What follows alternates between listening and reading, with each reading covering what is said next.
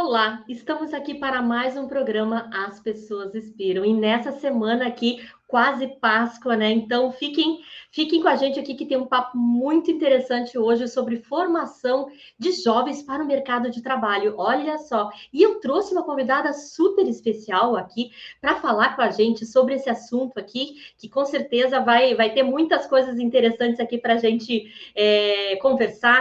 A doutora Ana Paula Colin, ela que é doutora em Educação de Ensino de Ciências e Matemáticas e também coordenadora pedagógica do município de Tupandi. Seja bem-vinda, Ana, é um prazer tê-la aqui na Vale TV. Muito obrigada, muito obrigada. Estou muito feliz de estar aqui com vocês. Que maravilha, que maravilha. E Ana, olha só, quero fazer um convite aqui para ti, antes da gente começar a falar sobre essa nossa temática, então, de formação de jovens para o mercado de trabalho. Vamos conhecer um pouquinho mais da Ana, fala um pouquinho sobre a tua trajetória, então, até chegar, enfim, a essa temática tão pertinente nos dias de hoje.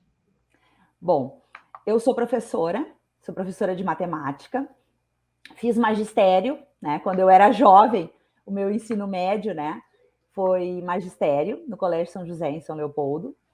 Depois, seguindo nessa carreira de professora, eu cursei licenciatura em matemática na Unicinos. E com muita vontade de continuar trabalhando e me aperfeiçoando, eu migrei para a UBRA, onde eu fiz, então, especialização em educação matemática, mestrado e o doutorado em ensino de ciências e matemática, e trabalhei sempre como professora, praticamente 23 anos em sala de aula como professora, do ensino fundamental dos anos iniciais. Eu digo sempre que eu ainda não trabalhei só com crianças na educação infantil, mas nos anos iniciais, quarto ano, quinto ano, e aí sexto, sétimo, oitavo e nono, nos anos finais. Para o ensino médio também, trabalhando sempre a disciplina de matemática, e também trabalhei educação financeira. Entrei, então, para trabalhar na universidade. Quando eu ingressei no doutorado, comecei a trabalhar, então, na universidade também. E, atualmente, então, eu trabalho com pós-graduação também, né, trabalhando a questão de ensino de matemática, raciocínio lógico, preparando esse aluno para o novo ensino, esse professor para trabalhar com o aluno no novo ensino médio também. E depois resolvi, então, diversificar e me aventurar e ir para a área da gestão. Então, trabalhei como coordenadora de políticas de educação básica do Estado durante um ano e, atualmente, então, eu sou coordenadora pedagógica no município de Tupandi. Muito bem, nossa, bela trajetória, né, Ana? E quanto essas experiências, né, diferentes, às vezes, no primeiro momento, né, elas nos fazem melhores profissionais, né, melhores, mais capacitados aí para lidar com esse mundo que está sempre em movimento, né? E aí, Ana, já para a gente começar, assim, com relação a essa questão dos principais desafios hoje, para a formação desse jovem, o que tu percebeu, o que tu vivenciou nesse período aí da tua trajetória? O nosso jovem, ele tá... A gente não pode mais pensar nele como eu pensava como professora lá em 1997, quando eu ingressei para dar aula. A gente muda, o jovem também muda, né? Nós vivemos em constante transformação. E esse jovem, ele é um jovem muito mais questionador. Eles experimentam mais, né? Eles têm mais acesso à informação. Então, eu acredito que nós, como professores, a gente tem que, sim, favorecer esse acesso à informação, à experimentação diversa. A gente tem que pensar e tem que estimular o jovem, que diferente do que eu lá, quando eu saí em 1994, quando eu saí do ensino médio, eu acreditava que a gente teria que seguir uma carreira só, né? Uma formação só. Fora que a formação universitária, que é o que eu queria seguir na carreira acadêmica, a formação universitária ela era muito limitada, os cursos eram muito limitados, não tinha tanta diversidade de curso para se procurar de formação. Então, eu acredito que a gente tem que proporcionar a esse jovem uma experimentação maior e que ele veja que nenhuma escolha é definitiva. Né? Na vida da gente, nada é definitivo. Que a gente pode, sim, cursar matemática, como eu cursei, pensando em estar só em sala de aula, e ter que voltar depois de 24 anos, a estudar, sim, não só na minha área de matemática, a estudar uma gestão, porque eu fui para outro lado. Então, o jovem, ele precisa entender e compreender, e nós, né, temos esse papel como professores, de mostrar para ele os diferentes caminhos e mostrar que ele pode experimentar até ele achar o seu verdadeiro caminho, o seu verdadeiro, aquilo que vai motivar ele para a vida toda. Sabe que me fizesse lembrar agora de uma situação, né, de uma mentoria. Eu estava fazendo uma mentoria com uma menina lá de São Paulo e que o dilema dela era assim, ela tinha recebido uma proposta para trabalhar nos Estados Unidos ou ficar aqui numa empresa que ela estava fazendo exatamente o que ela queria fazer, né? E ela não era, a idade dela acho que era uns 30 e poucos anos, 32, 33, enfim. Então, assim, o quanto é difícil, né, Ana, assim, essa questão de decidir realmente o que se quer, né? Porque às vezes o jovem tem essa dificuldade, às vezes, de escolher o seu caminho, né? E uma das coisas que eu falei para ela, assim, mas olha só, mesmo que tu fores para lá, tu tem essa oportunidade, se não der certo, tu pode voltar. Então, assim, eu acho que isso também é uma forma de trazer isso para dentro da sala de aula, né, Ana, para mostrar para o aluno que ele pode seguir por um caminho, ele tem ciclos na vida, né? E se não der certo, ele pode mudar esse ciclo. E no nosso tempo, no meu tempo, assim, né? Eu trabalhei 22 anos dentro de uma mesma empresa. É um outro tipo de comportamento. Não vou dizer que não foi bom naquele momento, no contexto que eu estava vendo. Mas hoje, eu diria justamente para ir experimentando, experienciando. Então, não é só uma situação dos jovens, aqueles que estão saindo ali do ensino médio, mas às vezes é uma questão até dos adultos saberem, né, e terem essa flexibilidade, eu acho, essa leveza com a própria carreira, né?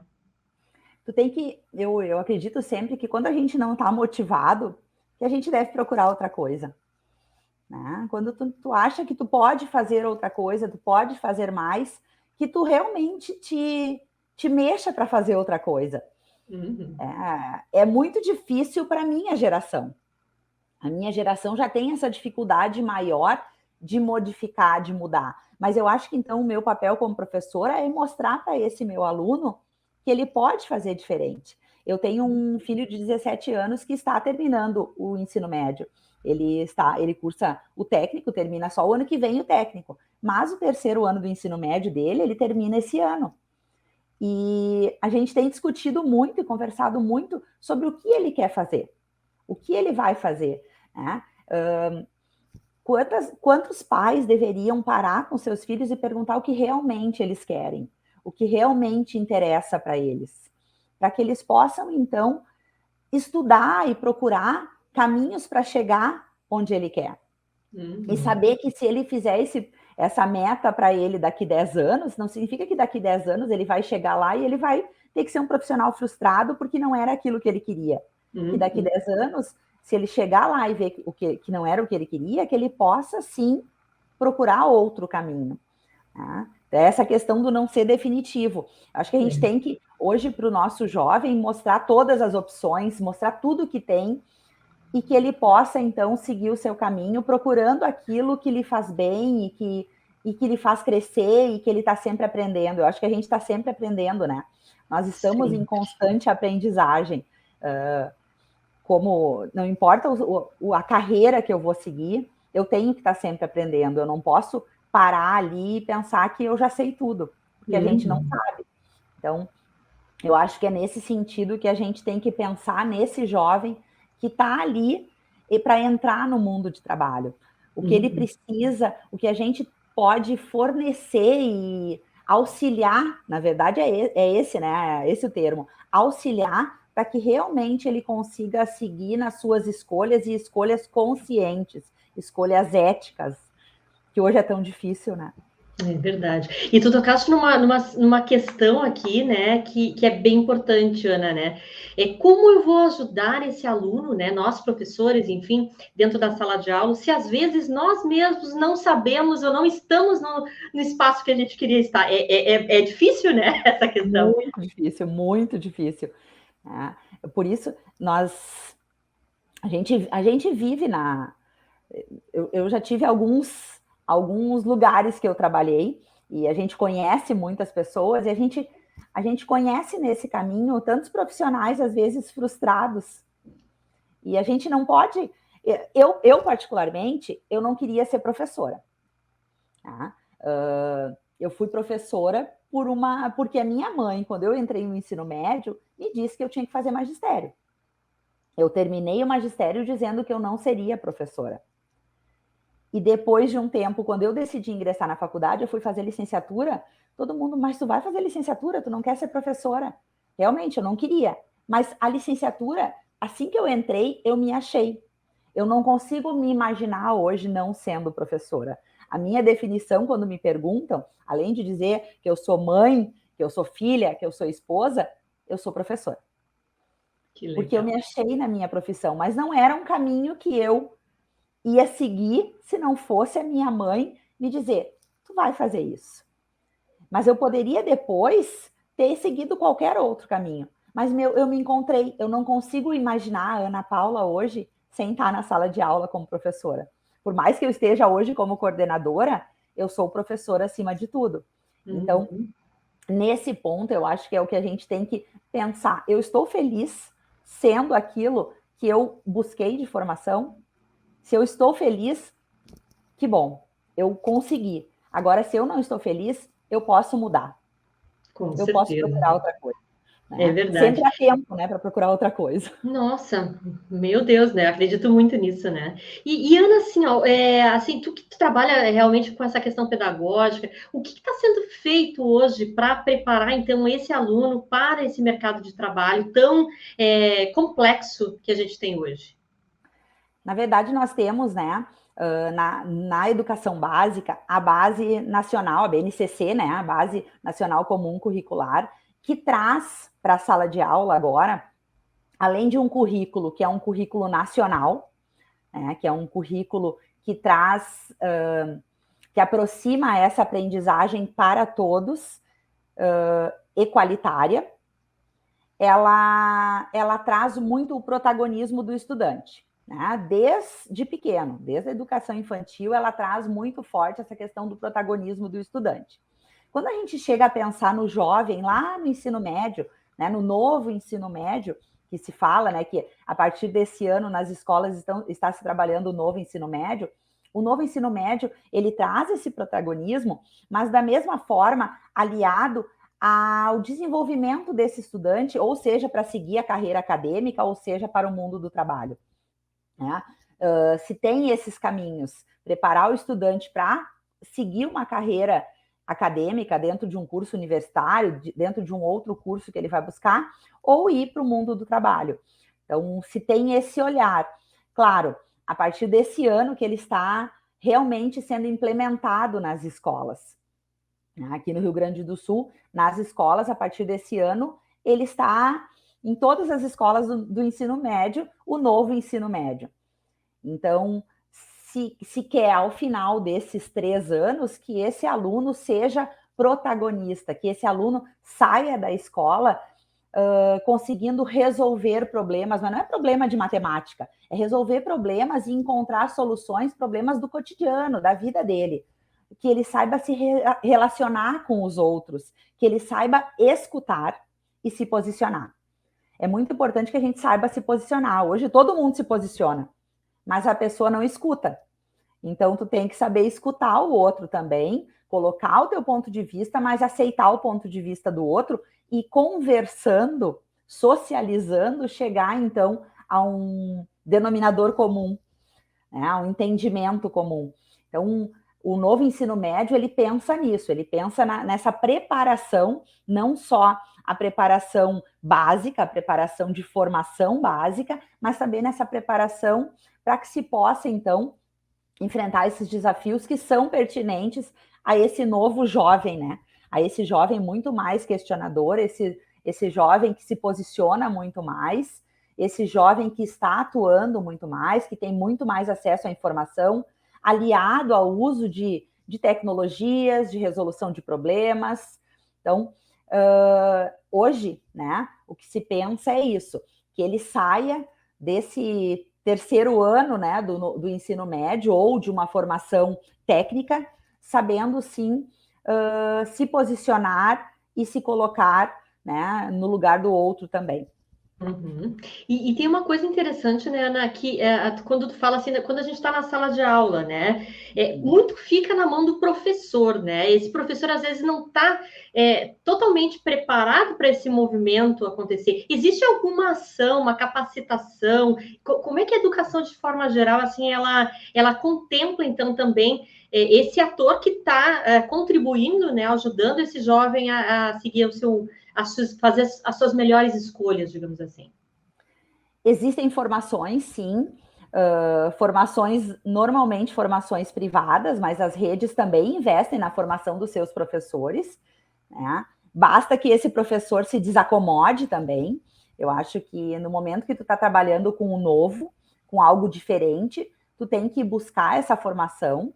Então, existem formações as mais variadas, seja formações gratuitas, né, oferecidas pelas redes públicas, sejam formações que tu tem que ter um investimento oferecidas por redes privadas. Mas existe sim, basta que o professor realmente se desacomode. Nos bastidores nós estávamos conversando sobre isso, né? Sobre a questão que a gente fala muito em protagonismo estudantil, mas para que haja um protagonismo estudantil, para que esse jovem esteja no mercado de trabalho depois, esteja inserido nesse mercado e com todas as competências e suas habilidades bem desenvolvidas, que o professor também seja protagonista nesse momento, né? Ser protagonista para o professor é que ele busque também formação. Eu não sei, eu vou buscar, eu vou perguntar, eu vou questionar, eu vou interagir com os meus pares. Não é vergonha para ninguém dizer que não sabe, a gente está lidando com algo novo. Então, se eu estou lidando com algo novo, eu tenho que buscar informação sobre isso.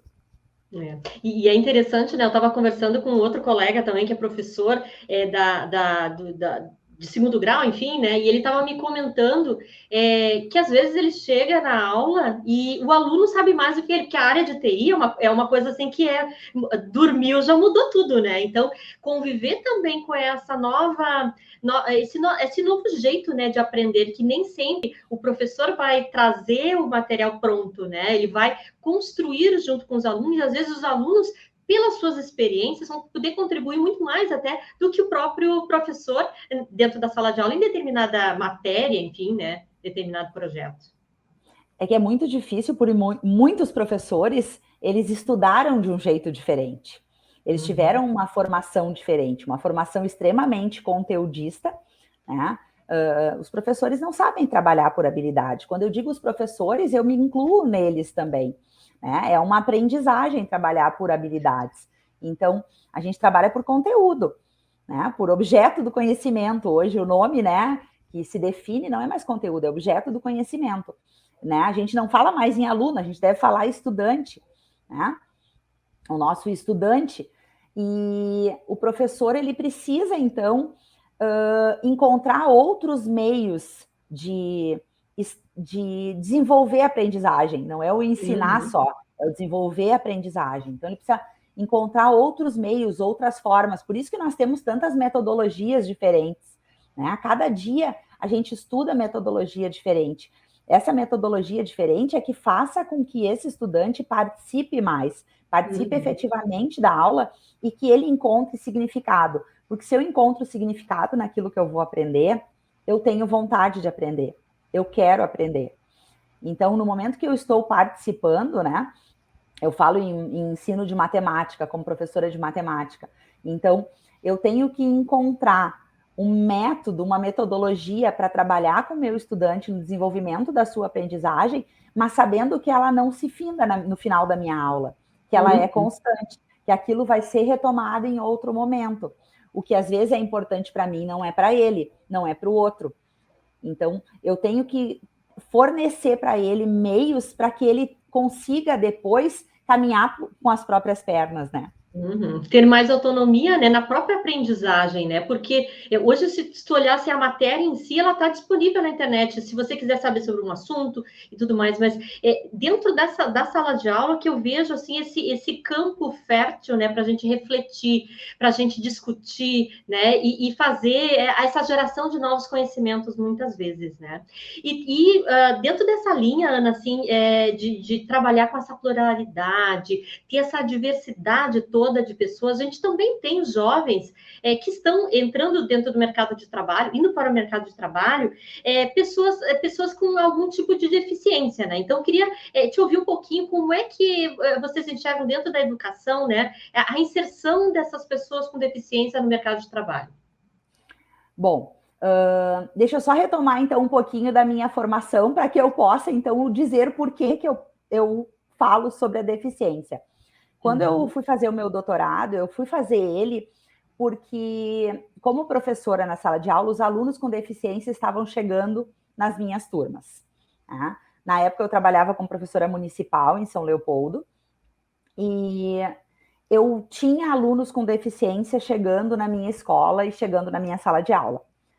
E eu não via, eu não me enxergava incluindo esses estudantes, porque o que eu fazia na minha aula com eles não era incluir, porque incluir para mim era quando eles estavam trabalhando junto com os outros, não quando eu tinha que trabalhar algo totalmente diferente, separado na minha sala e ficar atendendo os outros. Então, eu fui buscar formação. Na época, o doutorado em ensino de ciências e matemática, onde eu tinha cursado meu mestrado, tinha aberto, então, uma linha de pesquisa em inclusão em ensino de ciências e matemática, e eu fui, então, trabalhar nessa linha de pesquisa. A minha tese de doutorado, ela demorou 5 anos para ficar pronta, porque, como professora de matemática, depois que eu fiz a minha pesquisa, que foi uma pesquisa, um estudo de caso único com uma aluna com uma síndrome rara, síndrome de Jacobsen, e quando eu terminei a minha pesquisa e eu tinha aqui para escrita, eu concluí que eu não tinha conseguido ensinar para ela o que eu gostaria. O ensinar o que eu gostaria, eu digo que era ensinar a quantificar os números de 1 a 10, por exemplo. Que ela soubesse não só contar e repetir, porque isso ela conseguia, mas que ela conseguisse quantificar. Quando eu falasse 1, que ela soubesse o que era o 1, que ela soubesse o que era a quantidade 2. E eu vi que eu não conseguia isso. E eu bloqueei e não consegui escrever.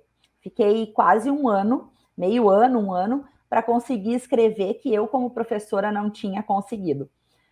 E eu sempre falo isso porque a minha orientadora dizia: Ana, tu tem uma tese e tu conseguiu concluir a tua tese. Tu está concluindo, dizendo que tu não conseguiu. E não conseguir é uma conclusão. A gente não precisa conseguir sempre. E aquilo me modificou enquanto professora, principalmente professora de matemática, extremamente conteudista, como foi a minha formação, extremamente conteudista. E aí eu comecei a perceber outras coisas, né? O que é importante para mim nem sempre é importante para o outro. E isso serve para qualquer área, não só para a inclusão. E aí eu fico pensando nesses alunos com deficiência que me fizeram modificar enquanto professora. Então, no momento que eu tenho um aluno com deficiência, significa que ele é o diferente na minha aula ou nós somos os diferentes para ele? Tá? Eu tenho um jovem que está se inserindo numa empresa. Esse jovem tem deficiência. Ele é o diferente ou nós todos que já estamos ali somos os diferentes para ele? Então, é muito difícil, mas lidar com a diversidade, trabalhar com diversidade e com diversas potencialidades e habilidades das pessoas só nos fazem crescer. Nos fazem crescer enquanto seres humanos, nos fazem crescer em aprendizagem. Eu falo muito em aprendizagem por ser professora. E isso nos faz crescer muito como seres humanos, né? Tu enxergar o outro.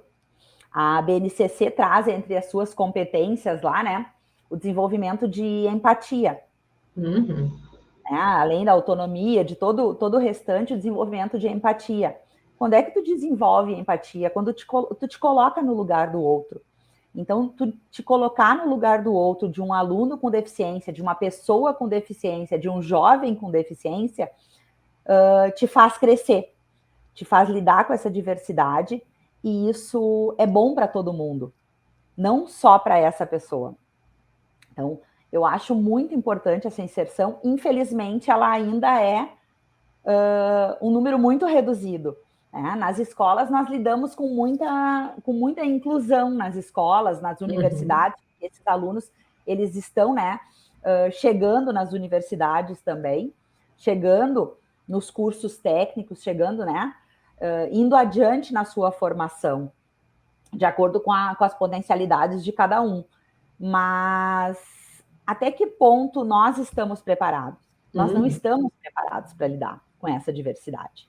Por quê? Porque ela nos incomoda, porque ela nos desacomoda. Então, isso é um crescimento para nós todos, não só para o jovem, para o estudante, para a pessoa com deficiência, para nós todos, e nós temos que visualizar e enxergar isso. Sem dúvida, sem dúvida. E é super, super interessante isso, né? Porque no mercado, dentro das empresas também ocorre a mesma situação que tu colocaste, né? Desses aprendizados. Então, no meu entendimento, assim, me parece que a gente tem que falar mais sobre esse assunto, né, Ana? Acho que quanto mais a gente tocar nesses pontos, né, e falar realmente, deixar claro que faça sentido para todos, né? A importância de se ter, de acolher melhor esse jovem, né, que está vindo de um ambiente talvez diferente do nosso contexto, né? Que está chegando ali, que tem às vezes uma deficiência, enfim. Mas, enfim, que todos nós sejamos mais empáticos, né, nas nossas atividades, né, Ana? E a gente já está indo aqui para o final, está muito rápido esse papo aqui, não, não tem jeito, né? Quando o papo é bom, inspirador, assim, boa. Queria que tu deixasse, Ana, assim, um contato das tuas redes, né? Se alguém quiser saber um pouco mais sobre essas temáticas, né? E uma mensagem final aqui para os profs que estão seguindo dentro dessa linha, né? Estão trabalhando diretamente com a formação de alunos, de estudantes dentro desse mercado de trabalho aí. Bom, eu estou nas redes como Ana Paula Colin, né? Pode me encontrar no Instagram, no Face, no LinkedIn. O meu e-mail é apcolin1@gmail.com. E também, né, estou sempre aberta a conversar, é um tema que me move por ser professora, e eu acredito muito, né, quando a gente fala em mensagem para professores, eu acredito muito na formação de professores. Foi aquilo que eu busquei, que eu busco trabalhar hoje, porque eu acredito que a gente tem sim que estar em constante transformação, em constante aprendizagem. Então, para os professores, não se assustem, conversem com seus pares, troquem com seus pares e busquem formação. Não importa aonde, formação é formação. A formação nos faz crescer. Conversar com os outros nos faz crescer. Então, eu bato muito nessa tecla, nessa bandeira da formação dos professores. Maravilha, maravilha. Te agradeço muito, Ana, aqui por ter estado com a gente nesse bate-papo aqui super inspirador, né? Sobre um assunto muito pertinente, né? Que impacta toda a nossa sociedade, né? Agradeço as pessoas que estão aqui com a gente também, nos assistindo pela Vale TV, e que essa Páscoa, gente, assim, traga, renove, então, as nossas esperanças e reacenda o verdadeiro sentido da vida, né? Um sentido de que a gente possa ter um espaço mais justo, um espaço mais acolhedor para todos nós, principalmente nesse mundo contemporâneo que a gente vive, né? Que tudo está mudando e são tantas coisas, tantas complexidades aí para se vivenciar. Então, desejo aí uma excelente Páscoa a todos e até semana que vem com mais um programa As Pessoas Inspiram. Bye, bye. Muito obrigada. Tchau, tchau. Tchau, tchau.